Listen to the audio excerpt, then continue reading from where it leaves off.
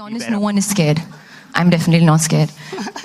So, like Shakun said, he turned into a social recluse. He was sitting in his room alone and apparently speaking in Spanish. I jumped onto the Narcos bandwagon a little later. You know, I was shooting, and sometimes at the end of the day, you come back home and like you want to watch a show, but you're so tired that your eyes are just like closing. So I was a little late to the party, but suddenly I started feeling really awkward because I was sitting in conversations. People were like, so, you know, we want to make this movie and make it like Narcos, you know. What about this idea? We can do it like a show, like Narcos. And you know, that character, like Narcos, like Narcos, like Narcos. And I'm like, oh my God, just keep quiet. Everything is about Narcos. This reference is just going out of hand.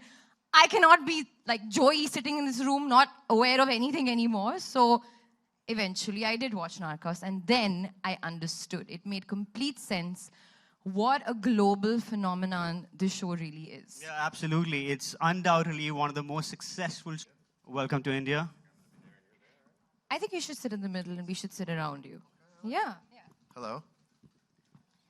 So, Eric, this is your second trip to India. This is my second trip. I was here December of last year for a movie called Bright, which we publicized here, and it was a lot of fun. So, how are you liking it? I mean, tell us how was your experience been I love it. I think it's an amazing place. I'm sort of inspired by the diversity in the city. It's a very global city. It seems like someone told me there are 16 different languages spoken here. Is that possible? Is that Probably right? more. More? Yeah. Different dialects. Yeah, different dialects. And the food is spectacular. You tried the food? Oh my, yeah, so of course, I live for it. I went to a place called Trishna, which I like very much. I went to a place called Bombay Canteen, which I like very much. And what else did I Okay, so you're good on food. I love it, yeah, I very much so. And I hear you're coming in from Singapore, so yes. How was it, how did they let you get through immigration? They're really strict about the drug rules. Seriously, I mean, I think that, you know, we get searched a little extra, I think, because they assume that we're in the business. If we were smart, we would be in that business. That's a real business. The entertainment business is nothing compared to the drug business. Yeah. Well, you know, talking about this show, Eric, you've had such a long journey with the story, and Netflix especially hasn't just changed the way we watch television, it's changed how we create and how we tell our stories. And you conceived this idea 20 years back as a feature film, and today it makes for 30 hours of one of the most riveting television, and now actually 40 hours. 40, yeah. 40 hours of one of the most riveting television show we have. Tell us a little bit about your journey with this idea and this huge journey that you had. I first heard stories about the drug war in the mid-90s. Communism had sort of gone away as the enemy that it was for so long, and all of a sudden this thing that had transformed America called crack cocaine had sort of taken such a toll, and it was a problem that we had ignored, and there weren't a lot of stories about it. There was sort of the typical Latin American drug lord who would show up in a Jack Ryan movie or some, you know, maybe a episode of Miami Vice, but it hadn't really been examined. And so I started to develop it as a film. And what I realized about movies versus television is that in a 2-hour format, you can't really get to know a character in a way that you could see him as anything but bad. And the reality is it's much more complex than that. And so the characters that we depict, first Pablo Escobar, then the Cali cartel, and now Felix Gallardo and the Guadalajara cartel, there's a certain complexity that can only be achieved in the longer format. No, I totally agree with you, because that was going to be my next question. I love Pablo. Okay, yes, like, you're supposed to. It's strange. I want him to be my friend. I wanted him to win. Like, it was strange. And I was sitting in my room thinking, am I crazy? Like, is this wrong? I like the bad guy. But it was not just me. It was everyone. So, how much of that was put down to design? Did you... Our goal is always to humanize these characters. You know, the mistake that we make is to think that any of these people are purely monsters. You know, they're not. Like they're empathetic monsters. They have to be. They have to actually show that they are the product of their environment, the economic disparity, corruption, the endless appetite for cocaine that America represents. It's not as simple, though I think we'd like it to be, that it is not as simple as a monster sprang forth from their mother's womb. These people were made. And I think the mistake that we make in the world, and certainly in America, is we're always looking for the monster, and as a result, we miss the monster taking shape behind us. Right, I remember especially the last couple of episodes of season 2 when he goes and lives with his father, you know, and he tells him that I want to buy a piece of land next to yours. And it's almost like you stop looking at him as Pablo and you're looking at him as a father and son, you know. And then when he dies in the next episode, you have all these complex emotions you're feeling as an audience, because you don't want to really feel bad about a person who's killed thousands of people, but you do. I wept for days. Yeah, so I want to know is, were there ever conversations in the writer's room about, you know, compromising on show's morality? And you know, we've never shied away from the awful things that he did. You know, we have, you know, Pablo Escobar blew up an airplane and killed, you know, 140 innocent people. He killed countless men, women, and children, and we never shied away from it. Nor did we shy away from the fact that he loved his children, and that he had in his mind, and I think this is true of everyone, we are all heroes or victims in our own story. And if you asked him whether he was a bad person, he would say absolutely not, and he would have an explanation. It would not be an excuse, but it would be certainly an explanation as to why he's not the bad guy. The Americans are the bad guys, or the Colombian government are the bad guys. And to a certain degree, he would be right. Yep, and Pablo's gone, and hopefully, and actually I'm sure world's a better place without him. I agree. And, no, you do, as much as you hate to see him go, you also know that you need to see him absolutely. go. And, Yeah. and, absolutely. You know, they all meet the same ending. They either die in a hail of bullets, or they end up in a jail cell for the rest of their lives. Right. And now talking about season 4, you know, we've seen the first 2 seasons with Pablo Escobar and Medellin cartel, 3rd season with Cali cartel, and now the 4th season, Guadalajara cartel? Guadalajara cartel. And take us through, you know, you're taking us back in time, into late 70s, early 80s, and we're going to see a rise of another cartel. So tell us about this decision to take us back into time and give us a little sneak peek into season 4. Well, the plan was always to take the story, once we've completed the Colombian chapters, we planned to move the show to Mexico. We had perhaps thought we would follow chronologically from 1996 onwards. You know, the drug war in Mexico is still going on today, and it's many of the same players. But what we decided when we started doing the research is we learned it's impossible to tell the story of the drug war in Mexico without telling the story of the Guadalajara cartel and Kiki Camarena. And that period, which was 1980 to 1985, was really the beginning of it. And so to try and jump midstream into it would have done viewers a disservice. At the same time, we felt like this could be seen as a standalone, for sure. It could be the beginning of the Mexican chapter, but it's also Narcos season 4. So do you think people who haven't watched Narcos yet, I don't think many of them really exist, but those who haven't, they could start with season 4 and then go back and move forward chronologically? Absolutely. You do not need to have watched seasons 1 through 3 to watch season 4. In fact, you could start season 4 and then watch seasons 1, 2, 3. Okay, so I just want to know honestly, because something that constantly gets thrown to me when I'm doing interviews is, you know, do you feel fear? Do you feel, were you anxious to play this character? Were you anxious to do this? My big question to you is, we as an audience get very attached to, you know, the protagonists, the locations. How do you feel when you're moving from season to season? Like when you finished season 2, you knew Pablo was gone. Now, what was the big challenge that you faced? Did you feel that fear that, okay, people may not be as invested? Because I remember people going like, oh my God, Pablo's gone, now what's left? And then came the Cali cartel and they were like, oh my God, it's even better, like, you know. So how do you feel when you're writing the shows and when you're going from season to season? And now with season 4, it's another big challenge again.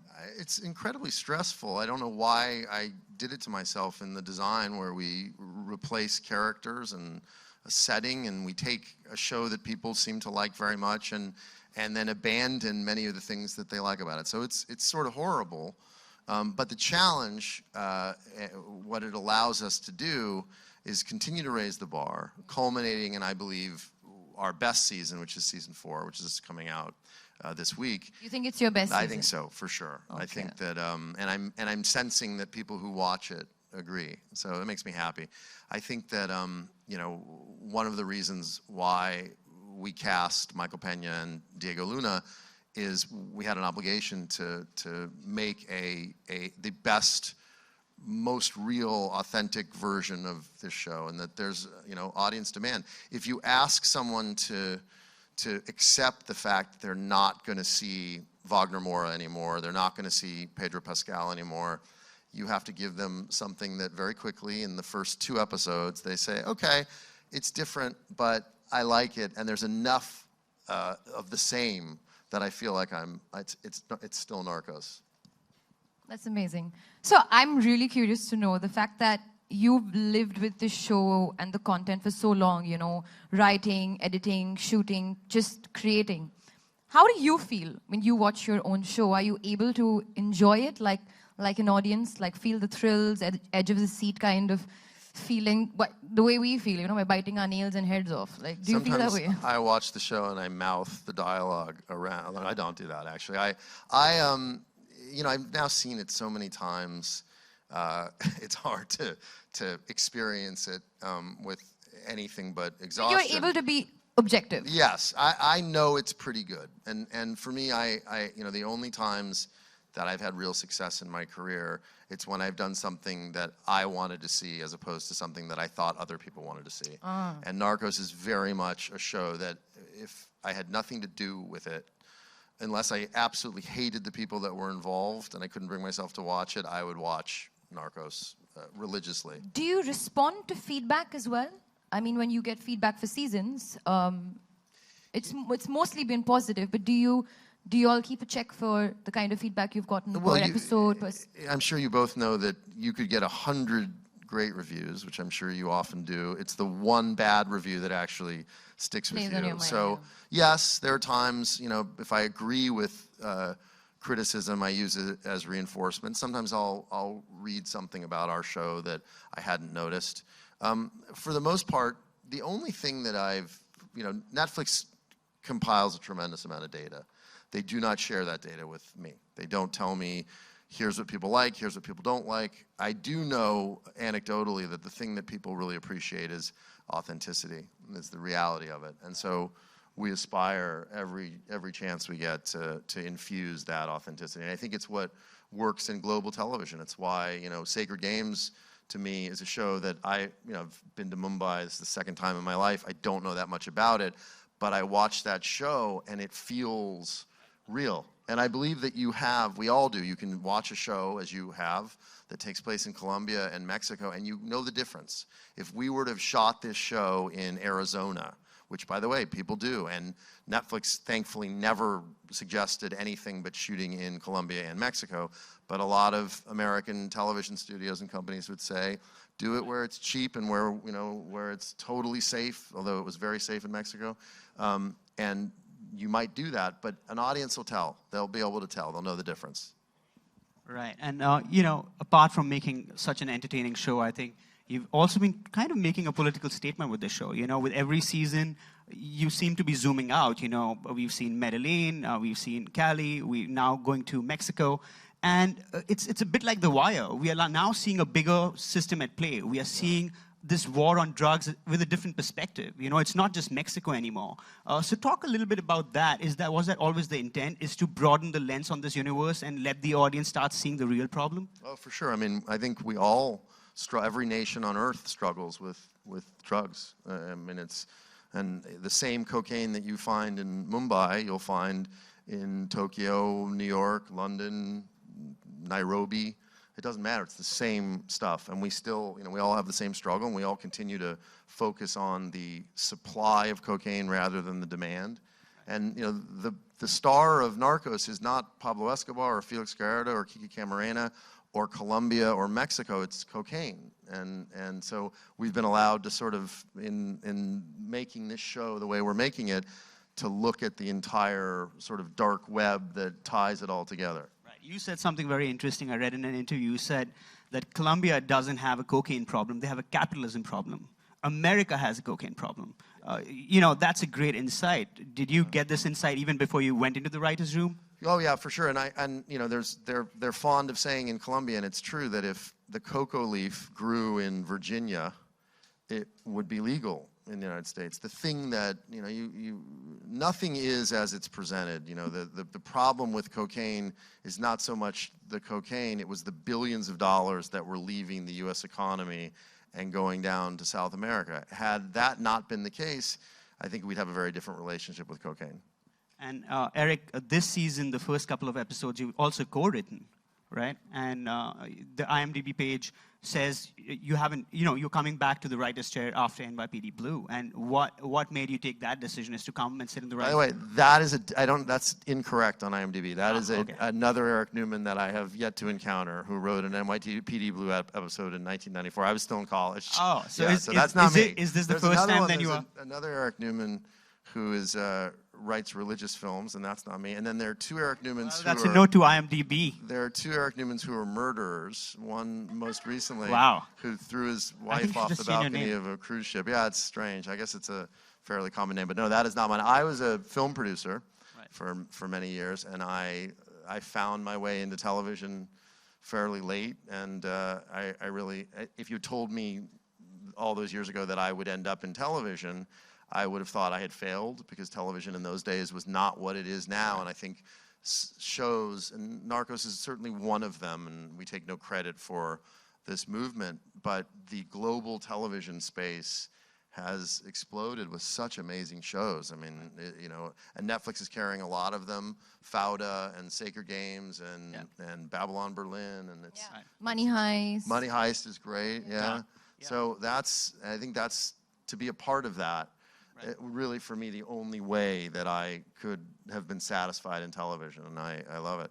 Right, and one thing I want to ask you as a producer is, you know, generally, because you've been in both worlds, feature and now TV, you know, for feature producers, they're always getting anxiety about the opening weekend and all of that. As a TV producer, what kind of anxiety are you going through when you are about to open a show? Well, we're so connected, and everything is so to the minute. We already know what people think of the show before. I mean, we've gotten a few reviews, we've done press in Mexico, Singapore, here. The guys went to Europe, you know, Los Angeles, obviously. And so we get a pretty good sense of how the show is going to go over. So there isn't a lot of anxiety beyond just wanting the fans of the show to watch it and feel like it continues to deliver what they've come to expect in the show. Okay, so we're going to have a little fun now. We've gotten to know a lot about the show. Now we want to get to know you a little better. Okay. So we're going to play this rapid fire game, which we do a lot, which I've messed up in a lot of times in my life. But I'm going to keep it very simple for you, because I'm a kind human being. Thank you. So the idea is to answer rapidly. Okay. That's what's a rapid fire. Okay, so favorite scene or episode from Narcos so far? The dance scene in season 3, episode 1, Pachavera. Okay. Yeah, I love that scene. A secondary character from the show that deserves its own show. Oh, that's easy. Don Neto, Joaquin Cosio, who's the co-star of season 4. He's great, right? Yeah, he's the best. He's an amazing. Our cast, the Mexican cast, these are some of the greatest actors I've ever worked with. That's amazing. Okay, if you were to choose an actor to replace Wagner Moura, who would it be? Tough one. Yeah, really hard. Joaquin Phoenix. Okay, favorite Spanish expression?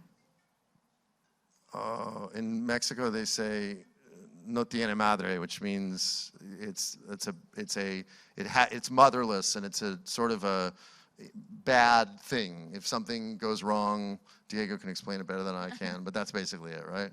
Yeah, pretty much. Okay, one show that you wish you would have made A show that you've watched that you Oh, wish- The Sopranos. It's the greatest show ever, yeah. Sopranos Okay. is great. And a story that you feel needs to be told. I think the real story of Wild Wild Country needs to be told. Woohoo! Okay, so that was amazing. You did very well, Thank you. spoke very rapidly. This conversation and this evening would be totally incomplete without the stellar cast of Narcos Season 4. So please welcome the humongous stars, Michael Peña and Diego Luna.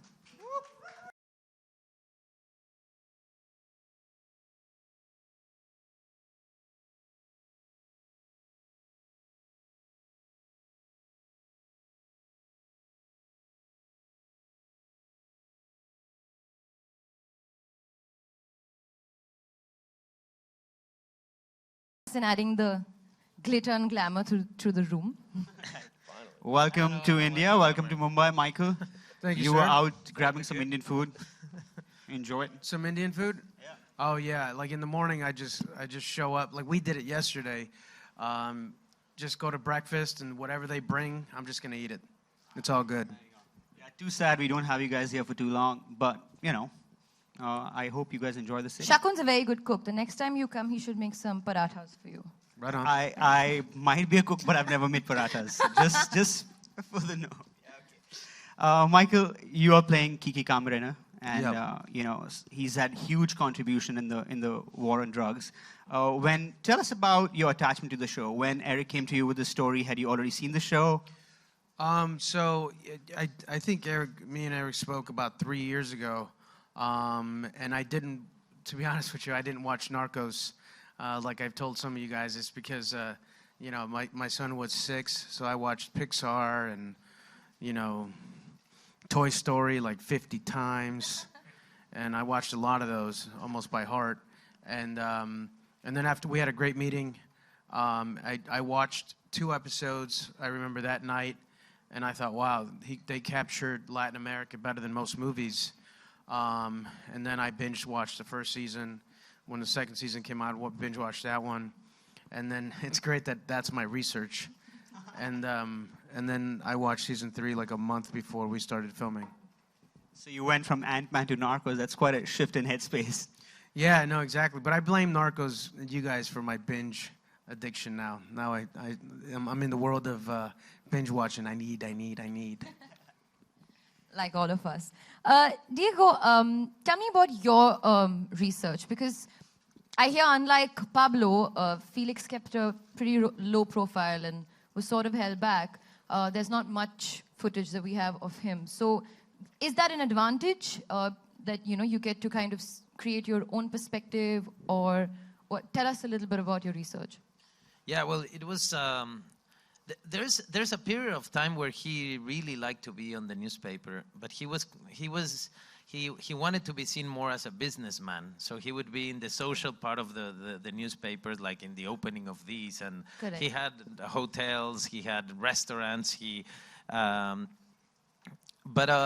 it was difficult to find images of his intimate world, you know. While many of these characters are very flamboyant and this guy knew, I guess, the value on being discreet, you know, in this world. And he's also kind of like well, I believe he's a different kind of drug dealer. He's a trafficker that is willing to leave everything behind and sacrifice everything, you know. You have this idea of the drug dealer that is born in a little town, and when he makes tons of money, he builds the biggest and most horrible house in the town, and then he just like fixes the plaza and fixes the church, and you know, and this guy left Culiacan and went to Guadalajara to build his empire because he saw an opportunity there. And if it was somewhere else, he would have gone, I'm sure. I think spending so much time near the governor of Sinaloa made him a little bit like a politician, you know, the kind of guy that is willing to say whatever you want to hear to get what he wants. You know, these people that are great liars and very charming charming, and till you realize you Like have nothing else in your con pockets, artists, and yeah. they're gone. Yeah. So I think it was interesting to find out that I had to read a lot of the news and a lot of the commentaries of other people on him to understand who he was, you know. And Michael, what about your research? Well, I was also like reading a lot. Like I read, Wikipedia and everything that I could find on Google. I read the Time magazine thing, and I wasn't really getting a real gist of what made him tick. Like what motivated somebody to actually put himself in harm's way in order for him to accomplish what he thought is justice. But I did have a bit more understanding when I talked to Mika Camarena. And you understand, I had just, That's his wife. That's his wife. Right. Sorry. And so I had just done, Ant-Man, which is like, the guy wants to be likable, wants to love everybody. He's a lovable dude. He thinks he is. And this one, it was different. It was a person that was just fed up with the injustices, especially when he was looking at it and he can point it and point out the injustices and see that the police were involved, the local police, the federal police, and then politicians, and then the government, and nobody was doing anything about it. Everybody was turning, a blind eye to it, and he got fed up with it. And then I think that's what motivated him, and also him trying to persuade people that this thing is happening, and they wouldn't believe him when it was out in plain sight. And I think that's what fueled him to bring it upon himself to make some kind of difference. Right. And you guys worked together before. You directed him in a film called Cesar Chavez. That's right. correct. Yeah, So you when you guys were working together on that film, did you guys already know you're going to work together in Narcos? Yeah, we were Yeah, talking we talked about about it. We're like, hey, in day. 8 Is that the years- reason? Was that a casting coup then? Yeah, you said, you know what, in 8 years we should do Narcos. Yeah. Before even it came out. We were be good. working in Sonora, in the north of Mexico. Hermosillo. In Hermosillo, Sonora, and on a way that's really close to where where my character is from, where Felix is from, and we did experience Mexico, which I think it was very. I mean, we saved you a lot of money and time, I guess, because Michael and I were in the north of Mexico, in the fields of Mexico, where this story would have happened, and recreating the 70s, which is the exact time where where this whole organization starts to grow, and to. Right. Yeah. And back then he was telling me what to do for 5 months, and then in this one he was trying to tell me what to do for 8 months as a character. Well, Diego, also you No, he didn't land that one. But I understood it. I think it's okay. I In got print it'll be good. Diego, you also grew up in Mexico in the 80s. So in some way, this story is closer to home for you. Yeah. And it's more personal. It is very personal. It is very personal also because it's the foundation of the mess we're living today. What happened there in the 80s. And the case of Kiki Camarena it determines a lot on the relation between the States and Mexico. And I remember being in the 80s as a kid. I was 6 years old when this event happened. So I don't remember that. I guess my father was hiding this Mexico from, for me, Mexico was something different. But then when the 90s came, I started having an opinion, worrying about the violence erupting and understanding how crucial the 80s were and how crucial what happened here. This basically is the story of something that got built that for a few years worked fantastically and then just fell apart and fell into a way, and I'm talking about what's not in this season, like that fell into a way that today we are living horror over there. Yeah. It's the same. It's spiraled out of control, but this is where it started. Where everything started. And eventually, Eric, you plan to take take hopefully season 5 closer to present? Are we going to come, because this war on drugs is never going to end. It's there gonna be a an season 5? endless war. I can neither confirm nor deny that season 5 I think or whether no, Is that a no comment we moment? I can confirm. They told me yesterday. I got a call. In a very special phone I have, and they said if it's a success in India, we will have. So All right, we're counting on it's all on of to you. us. There Can you I go. have That's that true. special phone, please? Yes. I would like to receive some special calls. I see what you got there. Yeah. So we can talk on November 17th. All right. And Diego, going a little off track, last night when we spoke, you told me, Drunk. I was drunk. No, before that, I have to ask you guys. I have to ask you guys. Wagner Moura, Pedro Pascal, these are characters and that people... Are you getting worried already? No, I can't wait for this question. Because if you've been asked this question a lot, I get it a lot. Sorry, I have to ask you the cliched comparison question. Because it's true, these are characters that we've literally looked up to, okay, for the past few seasons, and it could be a bit nerve-wracking, right, to step into these big, huge, humongous shoes. Or are you guys not thinking about it at all, treating this as a completely different independent show season, like it didn't even happen before this? To be honest with you, I didn't think about it that way because it wasn't like Pedro Pascal had enough and he's leaving Narcos, and then they brought in little old me, like it was a completely different. And he wasn't. It wasn't like he played Kiki Camarena Correct. first 3 seasons, and then I came in, and they're like, "Wait a minute, what the hell's up with this?" Yeah. So it was no pressure. I mean, there was enough work. We were constantly traveling and working, and had pages to memorize to be, nervous about it. Too much to do to be nervous. Okay, then what about you? No, there's no pressure. I believe you. I just got really sick. Sorry. No, there's no pressure. I mean, you cannot think that way. Otherwise, we wouldn't be doing this job. I mean, obviously, every time you see something, you're comparing that with the last thing you saw. Absolutely, I totally agree with you. And in fact, I see it differently. Those guys made this show so popular that it's the first time I don't have to worry for people to watch my work.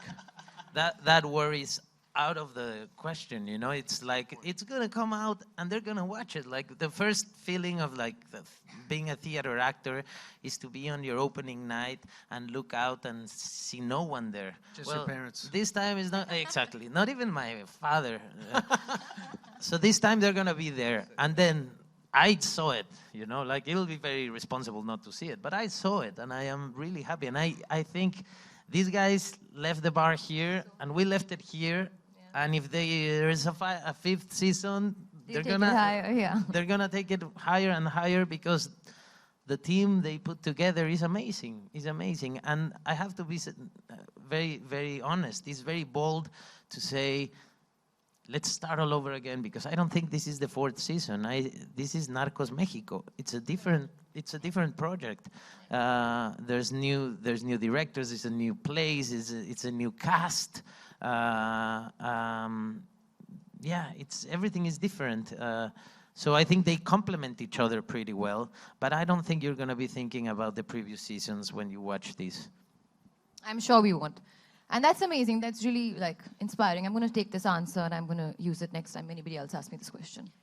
Well, thank you, Michael. Thank you, Eric. Thank you, Diego. Appreciate it Before we very leave, we have something to say in Yeah, Spanish. we have something very You embarrassing were to going to say. say something All right, about okay, last okay. night when But you you remember all right, we yes. kissed Going a little off and track, all of there's that? something that I got to know about Diego last night. His grandmother was born in India, right? Yeah, I have a connection. Tell us about your spiritual connection to India. Oh, no, the spiritual connection is different. Let's talk about it. He Sai Baba, knows parts of Gita. He knew about Sai Baba. He spoke about Guruma, right? Yeah. Tell us all about it. No, I don't think so. I mean, that is something I told you because I had 4 vodkas inside. Well, we can get you 4 vodkas right now. I don't see how this connects to Narcos. I guess I don't want this to be in the same Well, article. spirituality is what we sell here instead of cocaine. No, it's really Don't nice. put that. You'll get me into trouble. No, we really like that. It made us really happy that you have this connect to India. So it's like, we're a little bit like, oh, you know us? Like, tell us about it. All the religious people are going to watch this show because you follow a spiritual leader in India. So talk about it. Okay, no, I'm Shakun, gonna keep you that can't for trouble him myself, anymore. as you All right. understand. It's so personal, but Sorry, but I yes. can just say that I find so many similarities between the Indian culture and the Mexican culture, and Yeah, you guys and have rice, we have rice. You have beans, we have beans. exactly. Rice is Besides the everywhere. rice and curry, there is so much in common. The contrast you live when you go out, and the richness in terms of the cultural diversity is amazing, and it feels like being home here. And I think that's why you're gonna love Narcos Mexico. Love it. And waiting Thank for you, it. guys. And Alia and I have to say something in Spanish. We have something to say in Spanish, and we're going to do We a terrible don't know if job. it makes any sense because we found it on Google Translate. Yeah, so I'm going to try my level best that I'm going to just pretend like I know Spanish. So I say line number 1, you say line number 2? Yeah, let's Okay. try. So, nos vamos a volver locos si. Tenemos que esperar más. Okay, does Could you that make translate that sense? for us? You win. You win. Did I do like a terrible yes. job? I don't know what you said. All right. Let me try this. Let me Okay, try so this. could you help me? How would I say that? Can you repeat what you said? Nos No. vamos a volver locos. Huh? Can I say? Nos vamos a volver locos. You got to look at it and then Ah. nos vamos a volver locos. Nos vamos a volver locos. Tenemos que esperar más. We're gonna go crazy because we gotta wait a little more. Yes, we We're can't going to wait. go crazy if we have to wait any longer. 16th of this month, Narcos Mexico. We can't wait. Yeah, we can't wait. Thank you so much, Thank guys. you so for much, joining guys. us Thank today. you. It was Appreciate wonderful it. having Thank you so you. much.